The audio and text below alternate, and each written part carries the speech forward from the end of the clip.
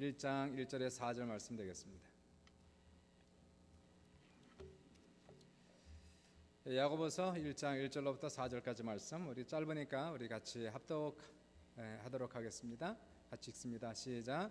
하나님과 주 예수 그리스도의 종 야고보는 흩어져 있는 12지파에게 문안하노라. 내 형제들아, 너희가 여러 가지 시험을 당하거든 온전히 기쁘게 여기라. 이는 너희 믿음의 시련이 인내를 만들어내는 줄 너희가 알미라. 인내를 온전히 이루라.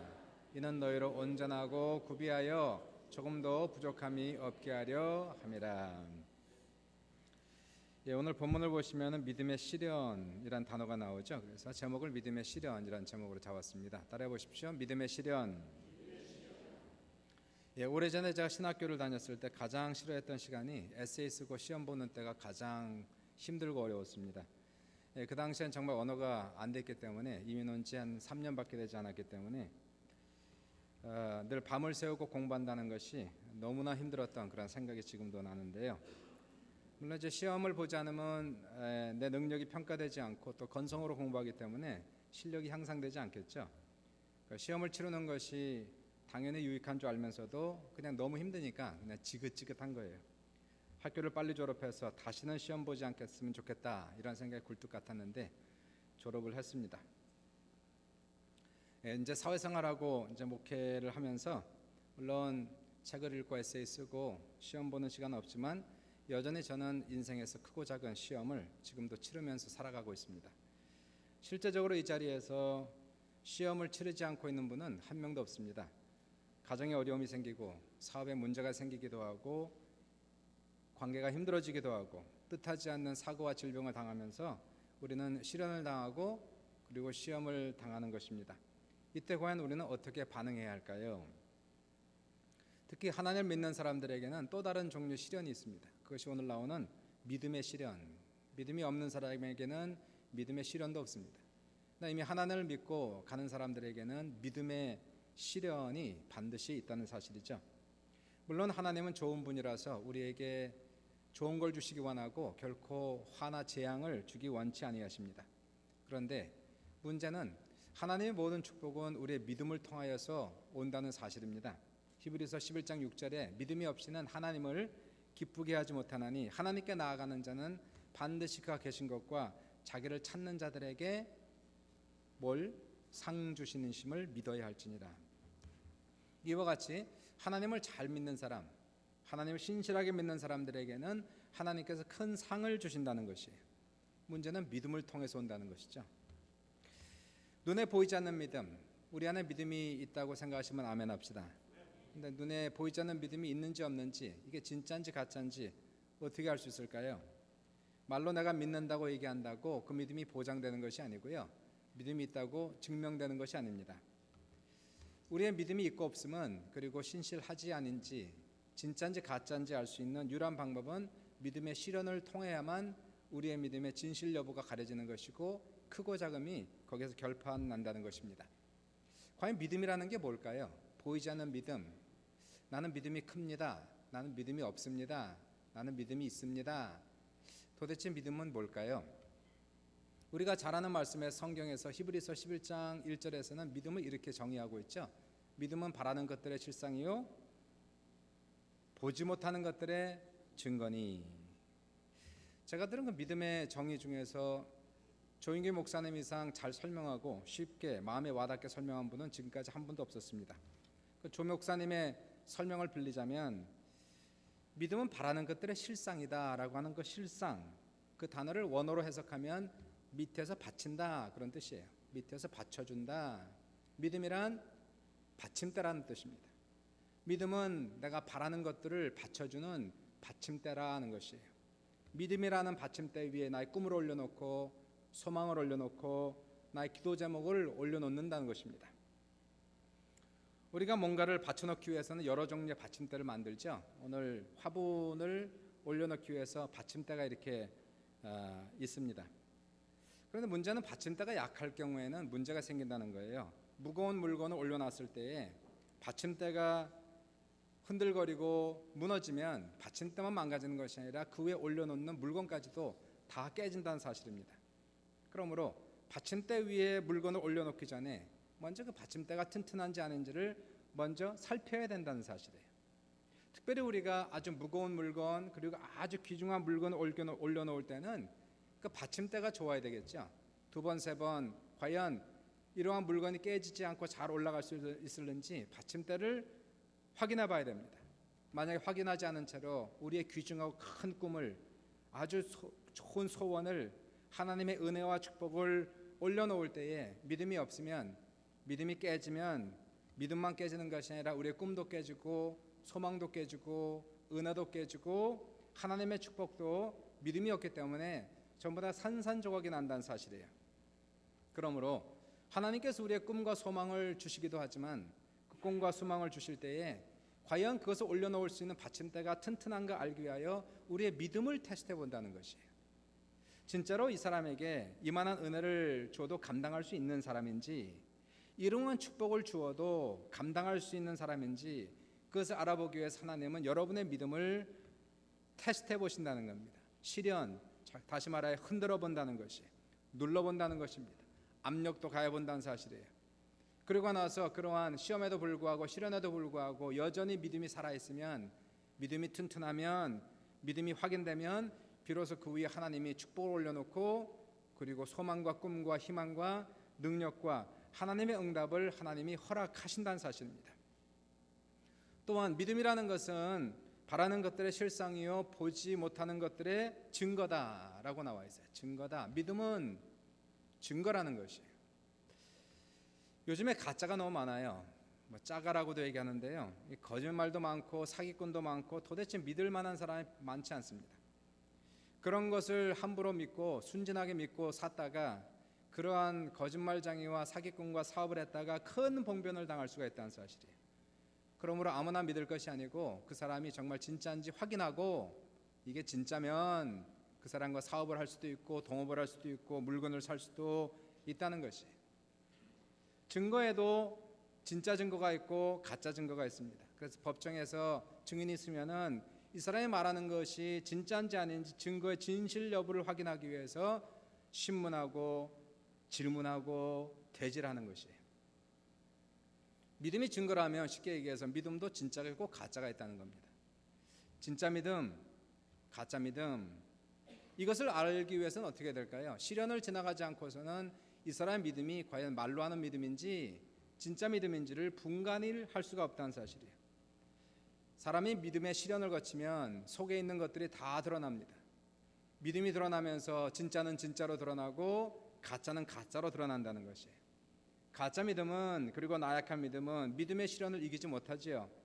시련이 오면 금방 원망하고 불평하고 두려워하고 염려 걱정하고 그러다가 넘어지는 믿음, 이거는 약한 믿음, 가짜 믿음이었구나, 시련을 통해서 알게 된 거예요.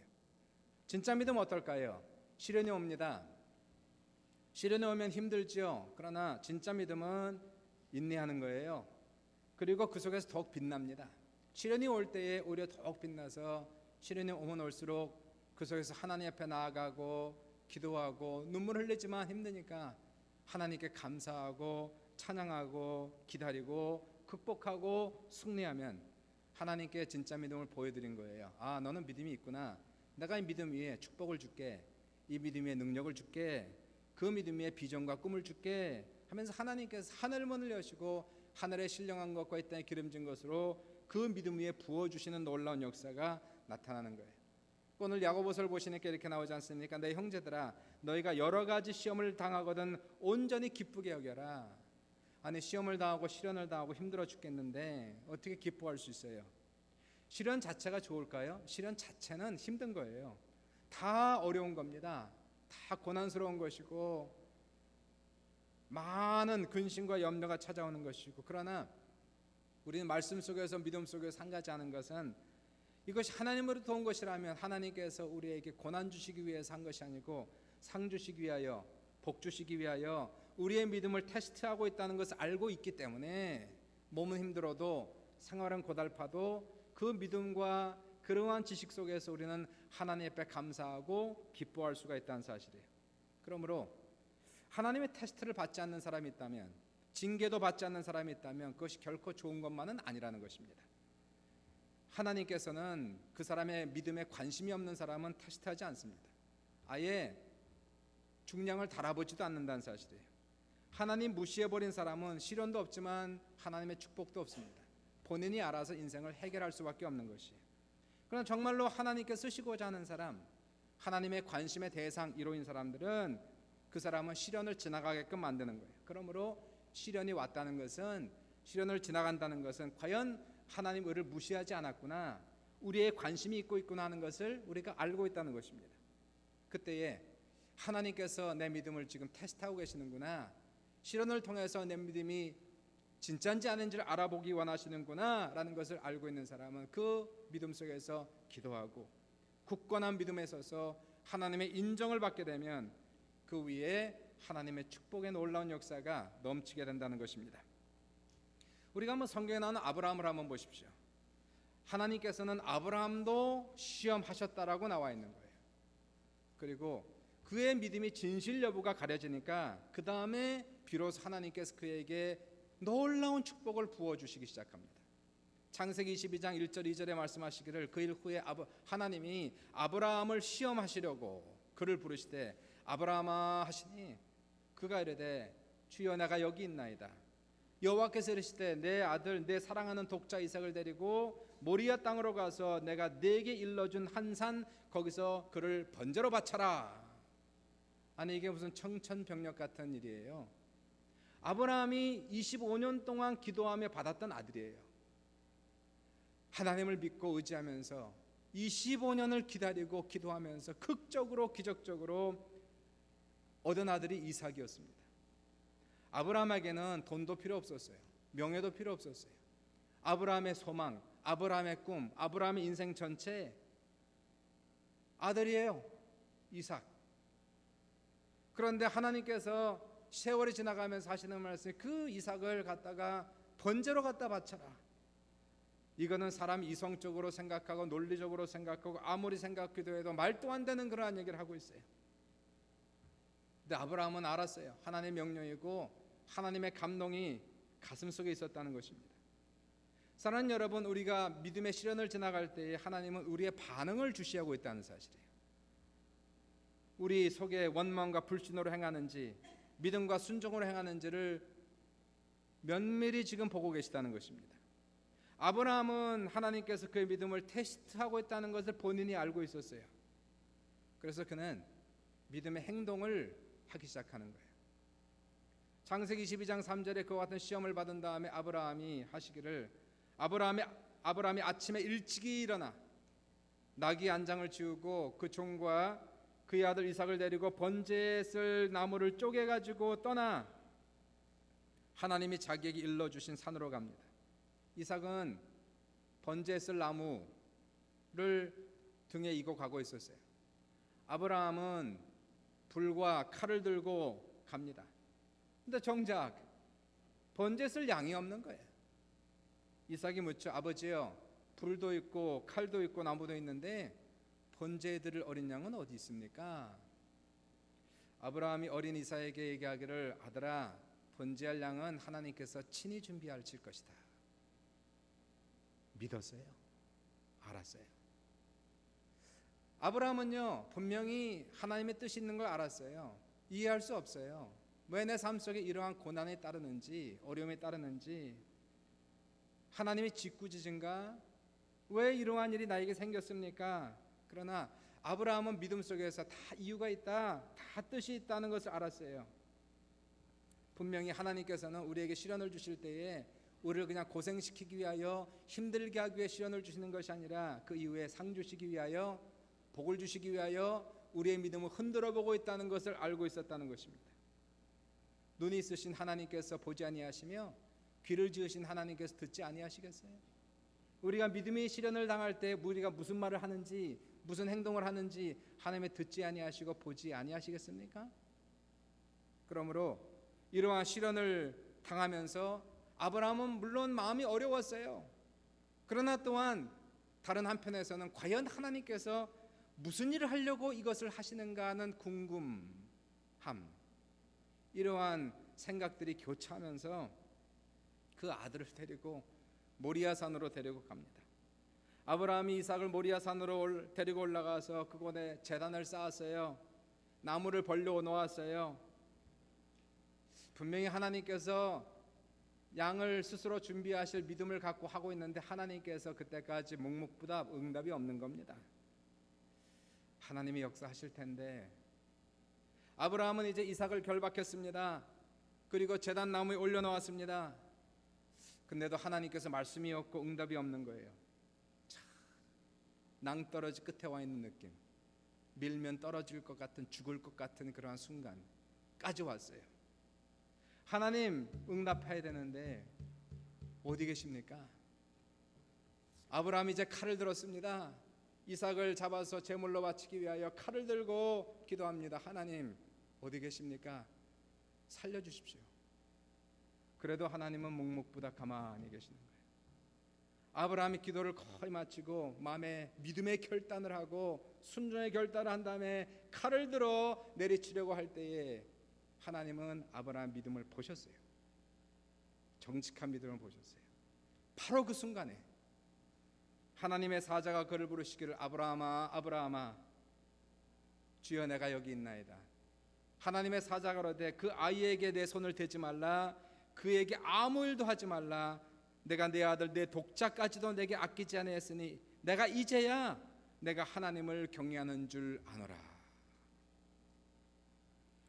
그리고 아브라함이 눈을 들어보니 한 순양이 뒤에 있는데 뿔이 수풀에 걸려 있는 겁니다. 아브라함이 그 순양을 가져다가 아들 대신하여 번제로 드렸다. 그리고 그 장소의 이름을 여호와 이레라고 부릅니다. 공급하신 하나님, 준비하신 하나님, 예비하신 하나님. 우리가 여호와 이레 하나님, 공급하시고 예비하신 하나님을 신학적으로 알 수 있지만 경험적으로 알아야 된다는 것이에요. 마지막 우리의 믿음의 행동을 보여드릴 때에 우리는 찬양할 수 있지 않습니까? 주님 내 길 예비하시니 참 감사합니다. 여호와 이레 여호와 이레 주님 내 길 예비하시니 여호와 이레. 야고보서 2장 17절에 행함이 없는 믿음은 죽은 믿음이다 라고 얘기했어요. 믿음이 있다면 그러면 믿음에 걸맞는 행동을 보여달라는 얘기예요. 말로는 다 믿는다고 하지요. 그러나 우리가 믿음의 시련을 당할 때에 하나님은 진짜와 가짜를 구분하시고 경중을 구분하시고 믿음의 분량에 맞는 축복을 주시는 거예요. 작은 믿음 위에 작은 축복을, 큰 믿음 위에 큰 축복을. 그러나 또한 작은 믿음의 작은 시련을, 큰 믿음의 큰 시련을 주신다는 것입니다. 그러므로 우리가 불같은 시험을 당할 때에, 불같은 시련을 당할 때에 우리가 감사하고 기뻐할 수 있는 것은 하나님께서 큰 상을 주시기 위하여, 복을 주시기 위하여 일을 행하신다라고 우리가 믿기 때문에 우리는 시련을 당할 때 상 받을 생각하고 준비하면서 나아가신 여러분 되시기를 주님의 이름으로 축원합니다. 하나님은 묻는 거예요. 네가 정말 믿느냐? 믿음을 보여달라. 그리고 행하라라고 말씀하는 거예요. 믿음의 시련을 잘 통과했잖아요. 그 엄청난 청천벽력 같은 사건을 믿음으로 잘 이겼더니 그제서야 하나님께서 복을 주시기 시작하셨어요. 네가 확실한 믿음이 있구나, 큰 믿음을 올려놓을 수 있는 그런 받침대가 있구나 판단하시니까 그에게 무지무지한 은혜를, 감당할 수 없는 축복을 부어주시에요. 창세기 22장 16절로 18절에 내가 네게 큰 복을 주고 내 씨가 크게 번성하여 하늘의 별과 같고 바다의 모래알 같게 하리니 내 씨가 그 대적의 성문을 차지하리라. 또 내 씨로 말미암아 천하 만민이 복을 받으리니 이는 내가 나의 말을 준행하였음이니라 하셨다 하니라. 큰 복을 주리라. 크게 번성하게 하리라. 천하 만민이 복을 받으리라. 이 큰 축복, 큰 믿음 위에 큰 축복을 올려놓으신다는 사실이에요.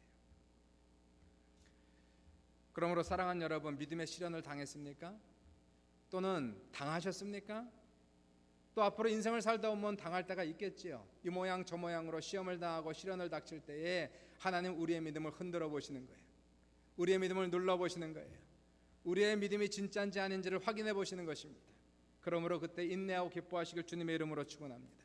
하나님의 상 받을 준비, 복 받을 준비를 하면서 하나님 내 믿음이 강건해지게 하여 주옵소서. 내 믿음이 흔들리지 않는 믿음이 되게 하여 주옵소서. 빛나는 믿음을 보여드릴 때에 2016년도 한 해가 하나님의 큰 은혜와 축복을 받는 놀라운 기적의 한 해가 되시기를 주님의 이름으로 축원합니다. 우리의 믿음의 시련을 당할 때에 이 시련을 잘 통과하고 인정받기 위해서 구체적으로 어떻게 해야 될까요? 몇 가지만 간단하게 말씀을 드릴게요. 하나님께서 보시고자 하는 행위가 있습니다. 이 믿음이 진짜인지를 알아보고자 하는 구체적인 것들이 있다는 것이에요. 뭘까요? 첫 번째, 우리는 믿음의 시련을 당할 때에 하나님의 언약의 말씀을 굳세게 잡으셔야 됩니다. 믿는다는 게 뭔데요? 허공을 믿는 게 아니잖아요. 믿음의 대상이 있지 않습니까? 뭘 믿는 겁니까? 하나님을 믿습니다. 하나님의 말씀을 믿습니다. 믿어야 되는 거예요. 하나님의 불같은 시련을 통하여 우리의 마음을 시험하실 때에 뭘 시험하는지 아십니까? 과연 너는 무엇을 믿느냐? 무엇을 의지하느냐? 이것을 보는 겁니다. 사람은 시련을 지나가고 어려움을 지나갈 때에 어떤 사람은 막 사람을 의지합니다. 사람을 찾아갑니다. 이 사람에게 저 사람에게 하소연하고 이 사람 저 사람에게 전화하고 억울함을 호소하고 이 사람 저 사람에게 자기를 변명하는 모습은 결코 하나님을 의지하는 모습이 안 보이고 있다는 거예요. 과연 너는 나를 믿느냐? 나만 믿느냐? 시련이 올 때는 그러므로 하나님 말씀으로 돌아가는 거예요. 하나님 말씀을 읽고 듣고 묵상하는 그 장소로 가는 거예요. 그동안에 내가 하나님 말씀을 소홀히 했습니다. 시련을 닥칠 때 더욱더 말씀으로 돌아가고 말씀만 믿고 말씀만 의지하는 그러한 모습을 보일 때 과연 이 사람의 믿음은 진짜구나. 이 사람의 믿음은 착한 믿음이구나. 정직한 믿음이구나. 우리는 시련을 지나갈 때 감정을 의지하면 안 됩니다. 환경을 의지하면 안 됩니다. 사람도 의지하면 안 됩니다. 오직 말씀을 붙잡고 살아가야 되는 것이 이러한 말씀 위에 선 믿음, 감정 위에 선 믿음이 아니라 말씀 위에 선 믿음을 가지고 있을 때에는 아무리 큰 시련이 다가와도 흔들리지가 않는 거예요. 흔들리지 않는 믿음을 갖고 있을 때에 하나님께서 그 위에 그 받침대 위에 큰 축복을, 큰 은혜를, 큰 능력을, 큰 응답을 부어주시길 주님의 이름으로 축원합니다. 두 번째로 시련이 다가올 때에 여러분 쉬지 않고 기도해야 되는 거예요. 하나님이 우리를 시험하고 있다면, 하나님이 우리의 믿음을 시련하고 있다면 우리는 아무리 힘쓰고 애써도 그 문제 해결이 안 됩니다. 사람이 문제를 준다면 하나님이 역사하시면 해결돼요. 하나님이 주시는 시험이라면 그것은 100만 불을 줘도 문제가 해결이 안 되는 거예요. 아무리 힘쓰고 애쓰고 용쓰고 돈 쓰고 수단과 방법을 쓰고 잔머리를 굴려도 해결이 안 되는 거예요. 우리는 이러한 믿음의 시련 앞에서 하나님께 나아가는 거예요. 하나님을 의지하는 거예요. 기도란 하나님을 의지하는 모습이에요. 하나님 앞에 무릎을 꿇고 마음을 내려놓고 엎드려서 기도하며 하나님밖에 없습니다. 하나님 도와주셔야 됩니다. 사랑하는 여러분, 성령의 세계는 기도의 세계와 같은 거예요. 기도하면 성령이 충만하고 성령이 오시면 기도하게 돼요. 성령 충만이 떠나가면 첫 번째 증상이 오는데요. 기도가 싫어지고 기도가 게을러지면 성령 충만이 떨어진 거예요. 은혜 충만이 떨어진 거예요. 성령 충만과 기도 충만은 절대적인 함수 관계에 있어서 정비를 하고 있어요. 그렇기 때문에 우리가 시험을 당할 때 하나님께서 무엇을 요구하십니까? 기도하는 모습을 보기 원하시는 거예요. 야고보서에서 말하기를 너희 중에 고난당한 자가 있느냐? 저는 기도할 것이요 라고 말씀하고 있어요. 고난당할 때 기도하지 않고 인간의 수단과 방법을 쓰고 이리저리 뛰는 것은 결코 하나님께서 그 사람에게는 복을 주지 못합니다. 믿음이 보여지지 않고 있어요. 믿음이 전혀 보여지지 않고 있다는 사실이에요. 그러나 그러한 속에서 나는 하나님만 의지하겠습니다. 아무에게도 말하지 아니하고 내 골방 속에 들어가 나의 사정을 주님 앞에 아뢰고 내 마음을 물같이 주님 앞에 쏟아부으면서 나는 하나님만 의지하겠습니다. 하나님을 바라보겠습니다 라는 기도를 하면은 우리는 시험에 합격하고 믿음에 서는 것이고 그 위에 하나님께서 은혜와 축복을 부어주시는 놀라운 역사가 우리 모든 분들에게 넘치시기를 주님의 이름으로 축원합니다.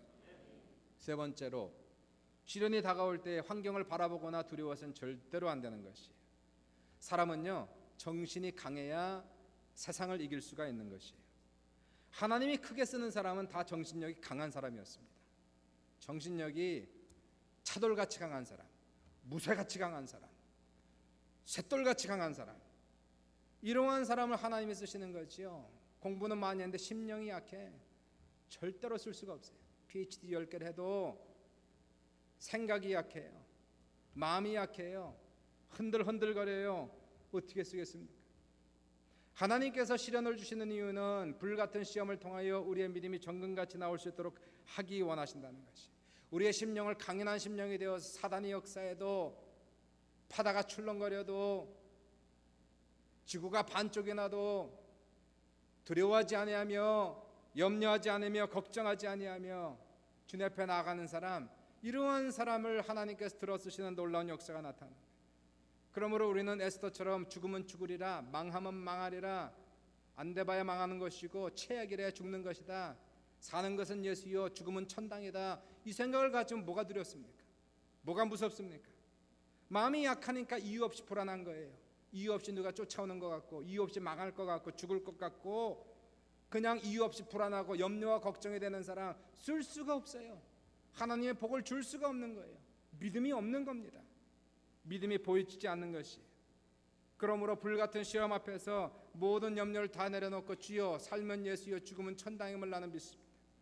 하나님께서 시련을 통하여 나의 연약한 믿음을 강하게 하시려고 이 시련을 주신 정말 감사합니다. 그리고 그 믿음을 보여주고 시련을 이겨낼 때에 우리의 정신력이 강해지고 믿음이 강해지고 하나님께서 이러한 사람의 꿈을 주시고 소망을 주시고 축복을 주시는 것이. 여러분, 기도 자금이 크면 클수록, 우리의 미래의 계획이 크면 클수록 가는 길이 험난한 거예요. 소망을 크게 두면 둘수록 가는 길이 험난하기 때문에 정신력이 필요하다는 것이. 하나님께서 얼마나 큰 정신력을 가지고 있는지, 담력을 가지고 있느냐에 따라서 꿈의, 소원의, 비전의 사이즈가 틀려진다는 사실. 우리의 믿음이 강한 것을 보여주면 하나님께서 너는 온 세계를 정복할 수 있는 그러한 능력이 있음을 하나님이 보시고 비전과 꿈을 주시는 것이. 사랑하는 여러분, 강인한 정신력을 가지시길 주님의 이름으로 축원합니다. 두려워 마세요. 염려 마세요. 물 가운데 지나갈지라도 물이 침몰치 못할 것이고, 불 가운데 지나갈지라도 불이 너를 태우지 못하리니 너는 내가 속량하였고 내가 불렀노라. 그러므로 두려워 말라, 믿기만 하라 하실 때에, 사랑하는 여러분, 왜 두렵습니까? 두려워하지 마시고 하나님을 믿고 승리하는 여러분 되시기를 주님의 이름으로 축원합니다. 네 번째로, 어떻게 우리의 믿음이 보여집니까? 믿음의 시련이 오면 원망과 불평은 절대로 그만하는 거예요. 오히려 힘들어도 고난해도 감사와 찬양하는 거예요. 눈을 주신 하나님 보시고 귀를 주신 하나님 들으신다. 그러므로 나는 절대 원망의 말을 일설하지 않겠다. 이게 믿음의 결단이에요. 믿음의 결단. 믿음의 시련 앞에서 원망과 불평을 입는 사람은 결코 믿음의 사람이 아닙니다. 하나님이 보셨어요. 하나님이 들으셨어요. 정말로 믿는 사람은 모든 것이 합력하여 선을 이루는 것을 믿어요. 그러므로 하나님, 시련하는 하나님 감사하고 찬양합니다. 나는 상 받을 준비하고 복 받을 준비하면서 감사합니다. 잘 되면 잘 돼서 감사하고, 안 되면 모든 것이 합력하여 더 좋은 것을 주시기 위해서 감사하고 찬양하는 이러한 놀라운 우리 입술과 마음 되시길 주님의 이름으로 축원합니다. 절대 긍정, 절대 믿음이에요. 하늘이 쪼개져도 절대 긍정, 절대 믿음. 죽음이 눈앞에 있어도 잘 된다, 하면 된다, 해보자, 절대 긍정, 절대 믿음이에요. 잘 될 땐 좋아하고 안 될 때 원망하면은 세상 사람과 믿음의 사람이 무슨 차이겠습니까?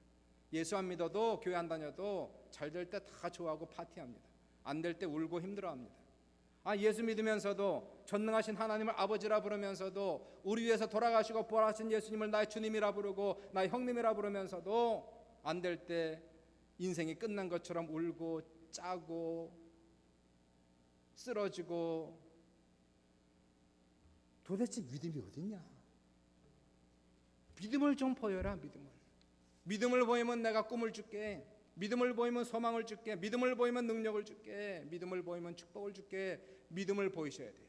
사랑하는 여러분, 강인한 정신력, 강인한 영역을 가지셔서 사단이 찾아올지라도 일곱 길로 물러가는 놀라운 역사가 우리 모두에게 넘칠 수 있기를 주님의 이름으로 축원합니다.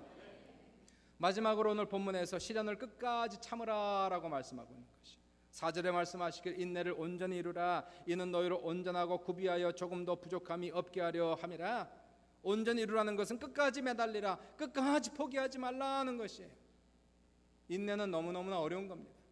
우리는 빨리빨리 당장 급하게를 좋아해서 참지를 못해요. 하나님의 일은 금방 이루어지는 것이 아니에요. 일이 크면 클수록 시간이 오래 걸리는 거예요. 자꾸만 밥솥을 열면 밥이 설어요. 하나님의 일은 묵묵히 기다려야 돼요. 참아야 돼요. 하나님하고 같이 일하는 사람은 10년이고 20년이고 50년이고 참고 인내하는 것을 배우지 못하면 하나님과 동업하지 못합니다. 미쳐 죽어요. 하나님하고 이러다가 내가 열받아서 죽어요. 하나님 너무너무 오래 참으세요. 하나님과 같이 일하시기만 합니까? 하나님처럼 인내하는 것을 우리는 배워야 되는 것이에요. 하나님의 축복과 상급이 눈앞에 왔는데 지금 믿음을 포기하면, 받침대가 깨지면 지금까지 꿈과 소망 올려놨던 꿈도 소망도 다 깨지고 응답도 깨지고 다 망가지는 것이에요. 여러분 얼마나 참으셨습니까? 5년 10년을 참으셨으면 지금까지 기다린 시간이 아까워서라도 더 참으셔야 돼요. 이루어질 때까지 참아야 되는 것이에요. 기다리다 인내하다 죽으면 그 믿음 하나님이 기억하셔서 그 축복을 자녀에게 주실 것이고 가문에게 내려주실 것이에요. 당장 내 눈앞에서 내가 먹어야 된다, 내가 누려야 된다라는 그러한 조급한 생각을 버리고 우리는 100년 대계를 내다보면서 우리대로 끝나는 게 아니라 우리 자식이 있는 거 아닙니까? 우리의 손주들이 있는 거 아닙니까? 천대까지 복을 받기 위해서는 내가 인내하다 죽더라도 인내하겠습니다. 내가 믿다가 죽더라도 믿겠습니다. 참다가 죽더라도 참겠습니다. 이 믿음을 보여줄 때에 하나님께서 그 믿음 보시고 우리의 삶 속에 놀라운 기적을 베푸시고 자자손손 복을 받아 아브라함과 이삭과 야곱처럼 하나님을 경외하는 자에게 하나님이 천대까지 복을 주시는, 부어 주시는 놀라운 기적의 역사가 여러분에게 넘치시길 주님의 이름으로 축원합니다. 우리는 새해를 바라보면서 이제 5일이면 2016년이에요. 다 복받기 원해요. 다 축복받기 원하고 잘되기 원하고 9988 234 하기 원하고 99세까지 팔팔하게 살다가 231 앓고 죽기 원하고. 근데 믿음의 받침대가 튼튼하고 진실된 믿음을 가져야 하나님이 복을 이만큼, 복의 하나님, 축복의 하나님께서 주고 싶어도 줄 사람이 없어요. 감당할 사람이 없어요. 올려놓으면 다 깨지는 거예요. 약한 믿음, 거짓 믿음 위에는 하나님이 축복도 못 올려놓고 꿈과 소망도 은혜도 능력도 못 올려놓습니다. 그러므로 하나님께서 이러한 축복을 주기 전에 먼저 우리의 믿음을 오늘 살살살살 흔들어 보기 시작하는 거예요. 작은 시련이 올 때 이기셔야 큰 시련도 이기는 것이에요. 믿음의 테스트하고 강간하기 위한 믿음의 시련을 허락하실 때 시험이 당시에는 좋지 않게 느껴지지만 시험을 잘 이긴 사람에게는 큰 축복으로 다가온다는 사실. 그러므로 시련이 오고 있습니까? 왔습니까? 앞으로 올까요? 언제 오든지 관계없습니다. 하나님 언제라도 안 오면 좋겠지만 온다면 나는 올 때에 결코 내 믿음 잃지 않겠습니다. 내가 하던 일 계속 할 것이고 믿는 거 계속 믿을 것이고 헌신한 거 계속 헌신할 것이고 기도하는 거 기도할 것이고 감사하며 찬양할 것이고 두려워하지 아니할 것이고 인내하며 나가겠습니다. 2016년 한 해 이런 결단으로 시작하시길 주의 이름으로 축원합니다. 이 믿음을 보여주고 하나님 앞에 우리의 튼튼한 받침대 대기만성해야지. 그릇이 준비되어야 될 거 아니에요. 대기만성. 하나님 나 준비됐습니다. 이만하게 넓게 크게 째째하게 요만하게. 이러니까 줄 수가 없는 거예요. 큰 일에도 두려워하지 마세요. 마음을 넓게 열고 사람이 욕을 해도 저주해도 마음을 넓게 열고 할렐루야 주님 믿습니다. 감사합니다. 하나님이여 부어주소서. 하나님께서 우리의 믿음을 보시고 우리의 고백을 들으시고 2016년도 한 해에 우리의 가정과 사업에 하나님의 놀라운 축복을 부으시는 귀한 한 해 되시기를 주님의 이름으로 축원합니다. 우리 같이 기도합시다요.